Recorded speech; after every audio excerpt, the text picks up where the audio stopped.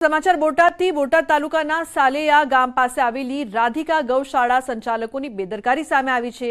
ગૌશાળામાં 30થી વધુ ગાયોને ચારો નહીં મળતા મોત થયાનો ગામ લોકોએ આક્ષેપ કર્યો છે। અન્ય 25થી વધુ ગાયોને પશુપાલન ટીમ દ્વારા સારવાર આપવામાં આવી રહી છે। ગૌશાળામાં આશરે 600 જેટલી ગાયો છે। ગૌશાળા સંચાલક વરસાદના કારણે ગાયોનું મોત થયું હોવાનું રટણ કરી રહ્યા છે। ઘટનાની જાણ થતાં મામલતદાર, પશુપાલન અધિકારી, પોલીસ તેમજ મોટી સંખ્યામાં ગામલોકો એકઠા થયા હતા। ગૌશાળા સંચાલકની બેદરકારીના કારણે ગાયોના મોત મામલે ગૌપ્રેમીઓમાં રોષ જોવા મળ્યો છે।